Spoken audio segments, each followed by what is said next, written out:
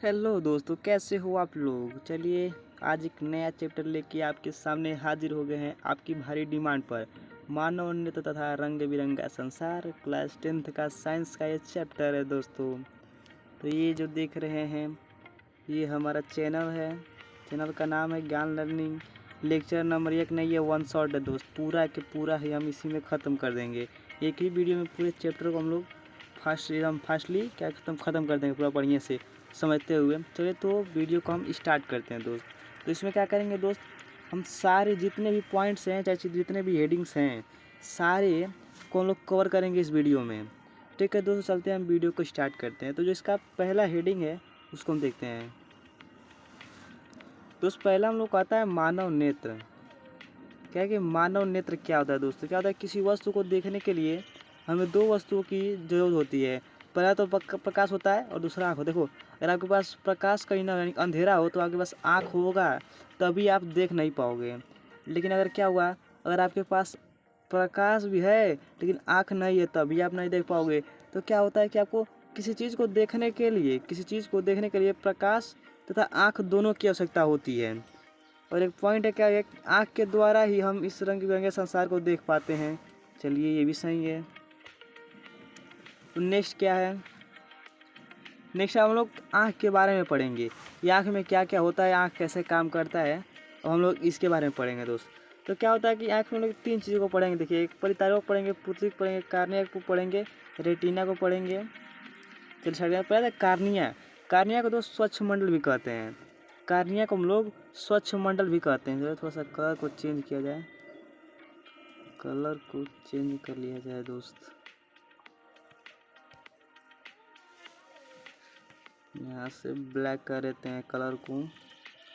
देखिए तो हम क्या करेंगे, तो लोग कार्निया को पढ़ेंगे। ये कार्निया को स्वच्छ मंडल कहते हैं। और कार्निया क्या होता है, प्रकाश एक पतले झिल्ली से होकर आँख में प्रवेश करता है तो क्या कहते हैं, जिसे कार्निया कहते हैं। कार्निया स्वच्छ मंडल यानी कि प्रकाश पहले पहले जहाँ से आँख में एंट्री करेगा, यानी जहाँ से पहले पहले आँख में घुसेगा तो वह जो पतला जो माध्यम है वो क्या होता है, कार्निया होता है, जिसे स्वच्छ मंडल भी कहते हैं। ठीक है, देखिए यहाँ पे है ये, यहाँ पर आपको दिख रहा होगा चित्र में। थोड़ा सा मैं आपको अभी बनाता डायग्राम अच्छे से, कुछ जैसे हम लोग कॉपी पे नहीं बनाते ऐसे करके। सॉरी यार, यहाँ से कैसे पहले लेंस बनाते हैं इसको और इसको ऐसे घुमा करके ऐसे। तो मैं ये वाला डायग्राम लेके आया नहीं हूँ, मैं साफ यही लेके आया हूँ दोस्त। कार्निया यहाँ पे आपको देख लीजिए। ठीक है, मैं आगे इसको दिखाऊंगा, कोशिश करूँगा लाने का इसके बारे में।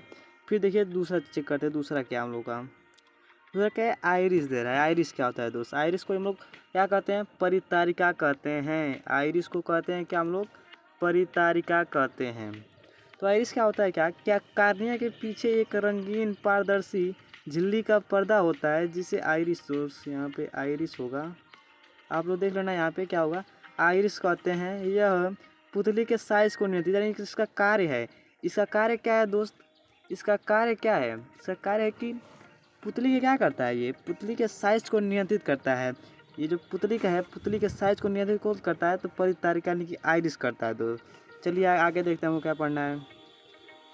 अरे पुतली क्या होता है दोस्त, अब बात करते हैं हम लोग पुतली। जो देख रहे हो ना, ये वाला पुतली है, अब हम लोग इसके बारे में बात कर रहे हैं, ये पुतली क्या होता है। तो पुतली का है आइरिस में पतला सा छिद्र होता है। देखिए अब ये आइरिस में पतला सा छिद्र होता है जिसे क्या कहते हैं हम लोग, पुतली या पतली लिख दिया गया है, पुतली कहते हैं। यह आँख में प्रवेश करने वाले प्रकाश की किरण की मात्रा को नियंत्रित करता है।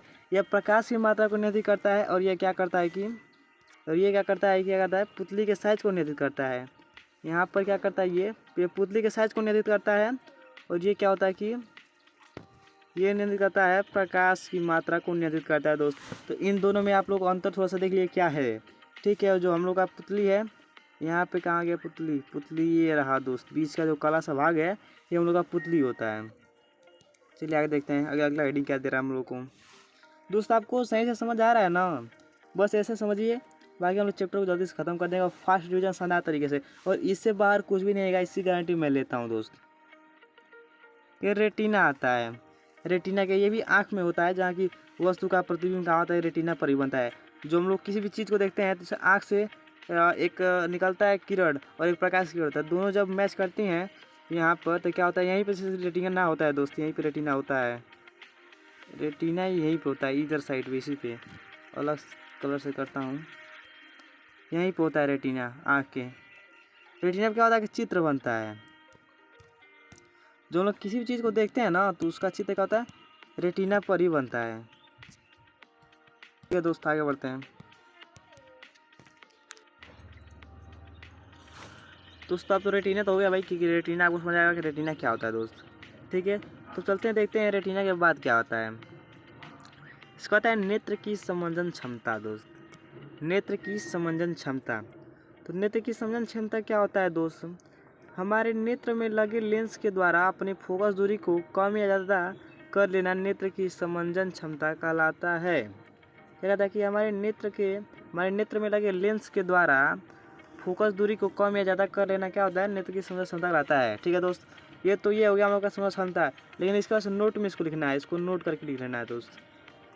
क्या था कि हम अपनी एक आँख से 150 डिग्री यानी कि क्या 150 डिग्री तक देख सकते हैं तथा दोनों आँख से 180 डिग्री तक देख सकते हैं। हम अपनी आँखों से कम 25 सेंटीमीटर तथा अधिक से अधिक अनंत तक देख सकते हैं। तो ये बहुत मतलब इम्पोर्टेंट है ये दोस्त, मेरे समय में भी जब मैं था 10th में तो ये पूछा था, ये जो क्वेश्चन है दोस्त मैं इसको रुकिए वेरी 3 स्टार देंगे हम लोग दोस्त। क्या कर देंगे इसको, 3 स्टार देंगे, बहुत ज़्यादा इम्पोर्टेंट है ये। क्या कहता है कि अपनी एक आँख से क्या हम लोग 150 डिग्री यानी कि डिग्री तक दे सकते हैं। जो हम लोग का दोनों आँख हैं ये मान लीजिए थोड़ा सा इसमें, तो एक आँख से अगर मान लीजिए हमने बंद कर दिया इसको, मतलब हमने मान लीजिए जो कि इरेज कर दिया, तो जो नहीं देख पाते हैं या फिर एक आँख है किसी का और वो मतलब नहीं देख पा रहा है, तो मान लीजिए दीवार है, दिखा रहा हूँ आपको, ये दीवार है, तो जिसके पास एक आँख है वो इतना हद तक ही देख पाएगा और जिसके पास दोनों आँख है वो पूरा देख पाएगा। तो वही 150 डिग्री तक देख सकता है। और हम अपने दोनों आँख से 180 डिग्री देख सकते हैं। 180 डिग्री का मतलब होता है सीधा एक रेखा है ना, ये जो रेखा यहाँ पे लंबवत होता है 90 इधर बनता है और 90 इधर बनता है, तो ये 180 डिग्री का होता है। इधर 90 अंश बनता है और इधर 90 अंश का बनता है और 90 जोड़कर 180 डिग्री होता है दोस्त। ठीक है, इसके आगे चलते हैं, देखते हैं वो क्या पढ़ना है।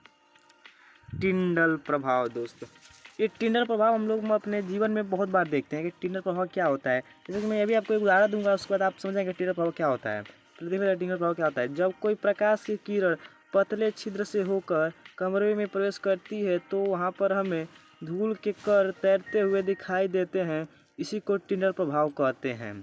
तो इससे क्या बोल रहा है कि देखो पहले जब प्रकाश की किरण जैसे मान लीजिए आपका ये घर है, ये आपका घर है, मैं उदाहरण दिखा रहा हूँ आपको, ये आपका घर है। आपके घर में अगर यहाँ पे मौका है दोस्त, यहाँ पे अगर मौका है, जैसे कि मैं यहाँ पे इरेज कर रहा हूँ, यहाँ पे मौका है, अगर आपको मौका है तो आपने देखा होगा कि यहाँ से जब प्रकाश कराता है घर में ना, तो ऐसे वो ऐसे रोशनी टाइप दिखता है, रोशनी में, और रोशनी में लगता है कि धूल कहीं दिख रहा है। से दीवार है और दीवार में मैंने यहाँ पे इरेज करके ये मौका ना दिया, तो यहाँ से जब प्रकाश निकलता है सूर्य का प्रकाश दोस्त, सूर्य का प्रकाश जब यहाँ से निकलता है ऐसे, तो ऐसे ऐसे घर में प्रवेश करता है ना, तो इसी लाइन में क्या होता है कि इसी जो लाइन है ब्लैक इसी में धूल के कण तैरते हुए दिखाई देते हैं।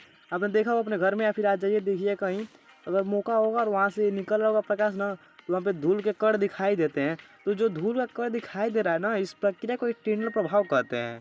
ठीक है दोस्त, आपको समझ आ गया। अगर आप जाएंगे थोड़ा सा अपने घर में एक बार चेक जरूर करिएगा। ठीक है, आगे बढ़ते हैं।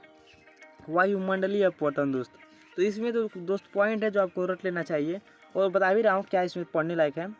वायुमंडलीय अपवर्तन कहता है वायुमंडलीय अपवर्तन के कारण ही हमें रात के समय तारे टिमटिमाते हुए दिखाई देते हैं। तारे तो आप सबों ने देखा होगा दोस्त, तो ये कोई पूछने वाली बात तो है नहीं। तारे तो क्या बोला है कि पर्यावरण वायुमंडलीय अपवर्तन के कारण ही रात के समय तारे हमें टिमटिमाते हुए दिखाई देते हैं। इसमें तो कुछ है, बड़ी बात है नहीं। सूर्य के निकलने से पहले और डूबने के बाद कुछ समय तक दिखाई देता है, जो वायुमंडलीय अपवर्तन के कारण होता है। इसी के कारण सूर्य अपनी वास्तविक स्थिति, मतलब सूर्य हमको दिखाई दे रहा है ना यहाँ पे, वो एक्चुअली में यहाँ पे होता नहीं है। या अगर यहाँ दिखाई दे रहा है ना तो सूर्य कहीं ना कहीं यहाँ पे है। अपन वास्तविक इसी से कुछ ऊपर हुआ दिखाई देता है, किसका वायुमंडलीय पौधे का दिखाई देता है, होता तो यहाँ पे लेकिन हम लोग के यहाँ पे दिखाई देता है दोस्तों। तो ये वाला पॉइंट तो ये था।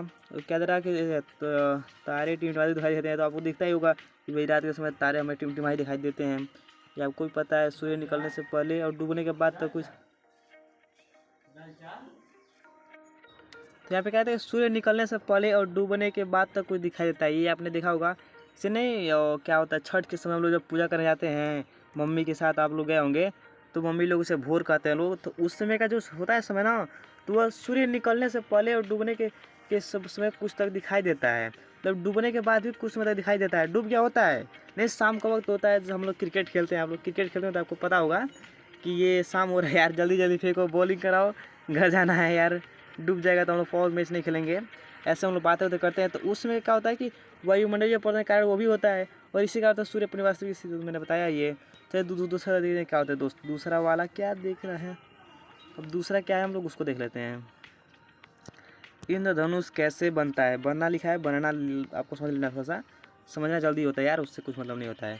इंद्रधनुष कैसे बनता है दोस्त, आप मैं जब छोटा था तो वही सोचा था ये क्या हो रहा है, मुझे भी नहीं कुछ समझ आता था, लगता भगवान भगवान में कहा था भगवान जी कुछ कर रहे हैं मुझे ऐसा लगता था कि बाद में पता इंद्रधनुष कैसे बनता है। जब मैं 10th में पढ़ा तो पता चला दोस्त, मैं आपको बता कैसे बनता है।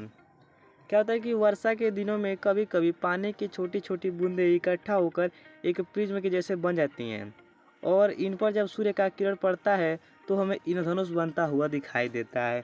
चलिए तो मैं इसको एक्सप्लेन करता हूँ। वर्षा के दिनों में क्या होता है, कभी कभी पानी की बूंदें छोटी छोटी इकट्ठा होकर प्रिज्म मतलब होता है ये ऐसा, ये जो बूंदें होती हैं इकट्ठा होकर के कुछ ऐसा बन जाती हैं दोस्त।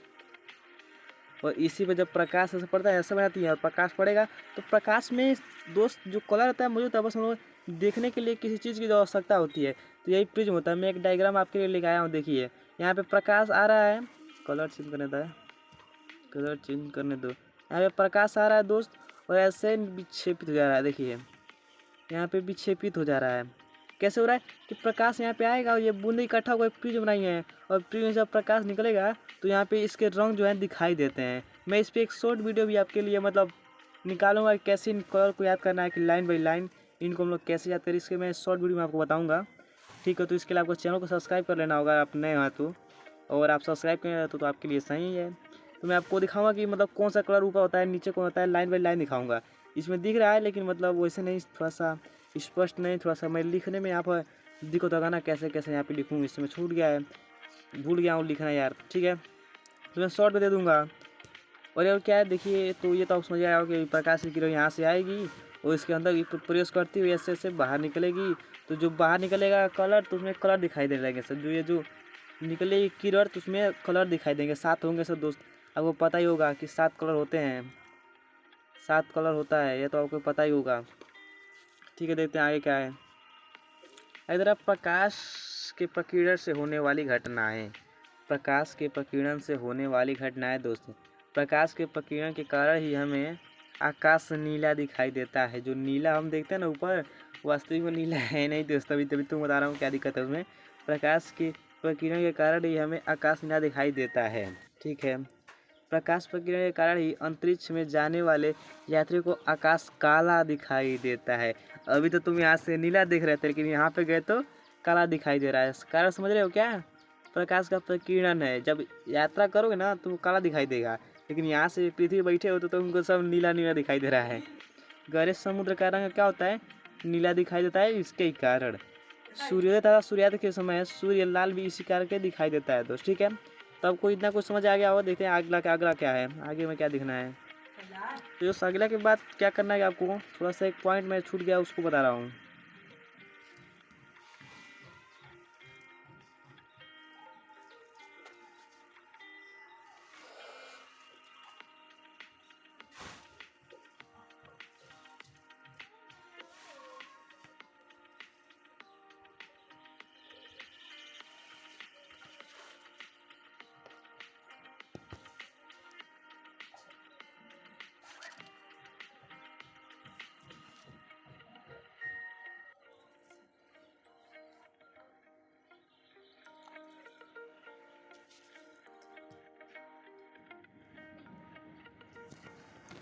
तो सर एक चीज़ यार गड़बड़ हो गया, मोतियाबिंद।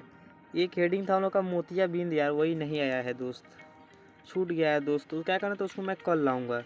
आज है 23 तारीख है ना, 23/5 है, 24 है ना। तो चलिए मैं क्या मैं 24 को या फिर 25 को मोतियाबिंद है। तो देखिए मैं आज ट्राई कर रहा हूँ कि मोतियाबिंद को शाम तक अपलोड कर दूँ, या फिर अलग एक व्लॉग में करूँगा, या फिर शॉर्ट में इसको देखिए तो ख़त्म कर दूँगा। क्योंकि दो ही है इसमें, देखिए मोतियाबिंद को समझना है, और एक है दूरदृष्टि और एक है निकट दृष्टि।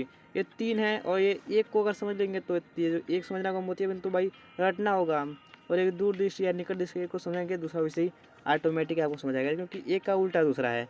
तो इसको मैं देखिए शॉर्ट में दूंगा, या फिर थोड़ा सा 1 से 2 मिनट में लॉन्ग बनाकर दे दूंगा आपको। ठीक है दोस्त, यहाँ पे जो है कि चैप्टर दोनों का पूरा समाप्त होता है। ठीक है, अब आगे की जो बचा है दोस्त शॉर्ट में या फिर लॉन्ग में, उसको कंप्लीट करेंगे दोस्त। अगर आपको वीडियो अच्छी हो तो वीडियो को लाइक करके, अगर आपको कुछ भी अगर पूछना हो तो आप कमेंट में पूछ सकते हैं। Thank you.